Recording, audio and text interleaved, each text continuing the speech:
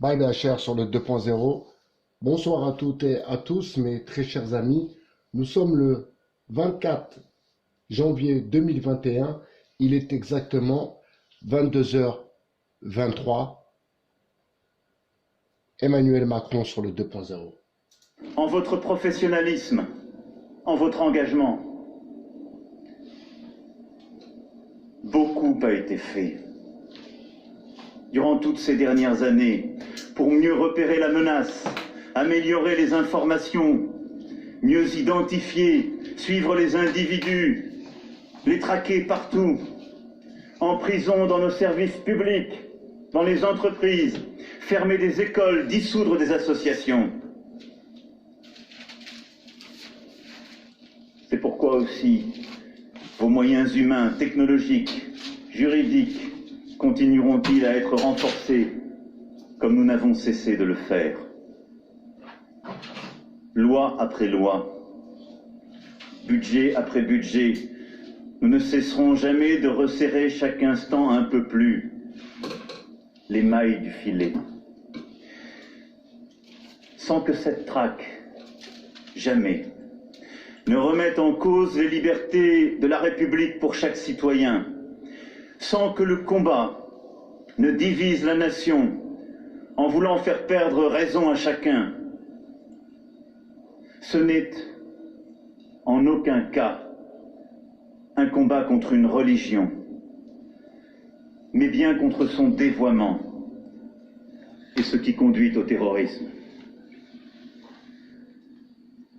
Attaquer la racine, le terreau sur lequel prospère le terrorisme islamiste et ses vocations mortifères est tout aussi vital. Professeurs, fonctionnaires, médecins, bénévoles associatifs sont unis partout dans les lieux les plus sensibles de la République pour prévenir, détecter, agir contre la radicalisation. C'est un travail de longue haleine, toujours trop lent, mais un travail là aussi nécessaire, dont nous ne céderons rien, bien au contraire. Donner les moyens, faire adopter des lois, agir à la racine, nous le faisons et le ferons toujours. Le gouvernement y est pleinement mobilisé, avec méthode et détermination. Avec méthode et détermination, mes très chers amis.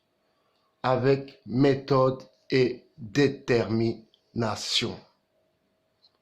Alors, que nous explique-t-il, notre cher président? Déconfinons la pensée. Alors, mes amis, cette crise du coronavirus nous apprend beaucoup de choses. Nous apprend beaucoup de choses quant à la pensée philosophique, si vous voulez, de notre cher président. Lui qui est un grand adepte du libéralisme. Alors, mes amis, à ne pas oublier que la pensée libérale, si vous voulez, se nourrit de la peur, vous comprenez? Et que l'État, actuellement, nous propose totalement d'être des délateurs et de s'appuyer sur des informations que nous pouvons posséder sur notre voisin. Met-il un masque? Met-il pas de masque? Respecte-t-il les heures qu'il faut respecter, n'est-ce pas? Donc 18 heures. Alors, mes amis, nous allons essayer de déconfiner la pensée.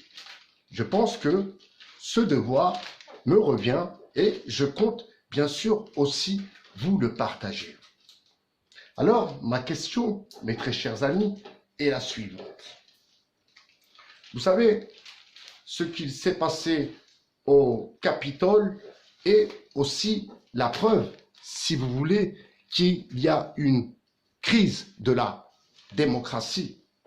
Une démocratie qui part en roue libre avec des agents formés pour créer ce drame, ma foi, je vais appeler ça un drame pour la démocratie et pour nous autres. Le libéralisme, dont Emmanuel Macron est lui-même un pourvoyeur, si vous voulez, eh bien, ces lois, plutôt, sur le confinement, ces lois que ce gouvernement nous matraque sans cesse avec ces restrictions qui, parfois, ne riment à rien, mais il faut les respecter et ceci dépend de votre santé. Mais la santé aussi dépend de vos libertés, mes très chers amis. Et bien sûr, quand vous arrivez à ne plus sortir, à rencontrer personne, je pense aux personnes âgées, aux personnes malades qui sont obligées de rester cloîtrées chez eux, aux personnes âgées qui ne pratiquent plus les sorties ou d'aller jouer aux cartes avec leurs amis, leurs anciens amis. Alors, mes amis, ce qui est dramatique dans cette histoire et qui me questionne et qui nous questionne, c'est où va-t-on? Est-ce que l'État baisse les bras? Est-ce que l'État n'a plus aucune réponse à nous fournir? Ou est-ce que l'État a un plan bien particulier?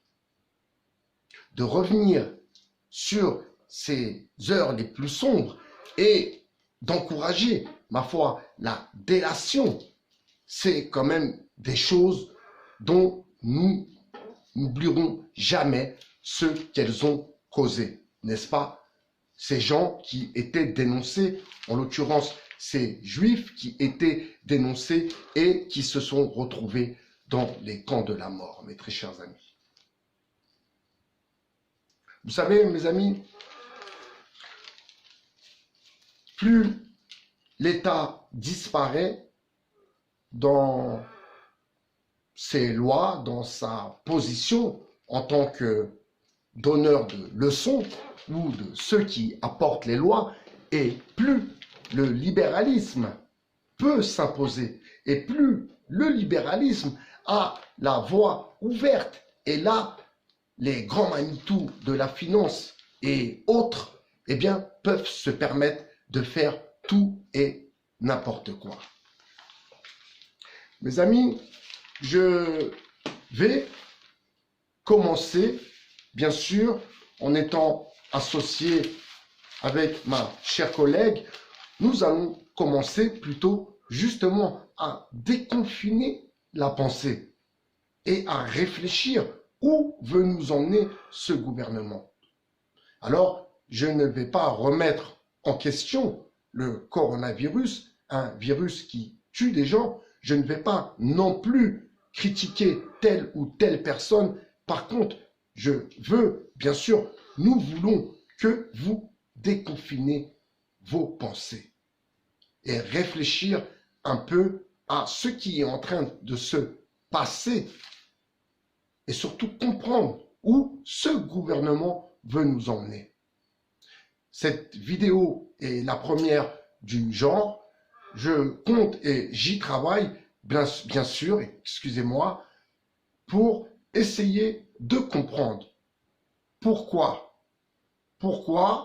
l'État, excusez-moi, tient cette position.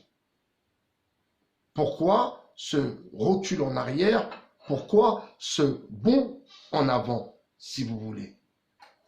Contrôler les populations? Une démocratie à la ramasse? Que se passe-t-il?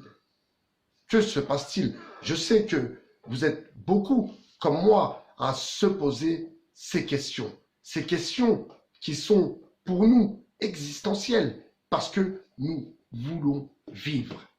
Nous voulons vivre libres, libres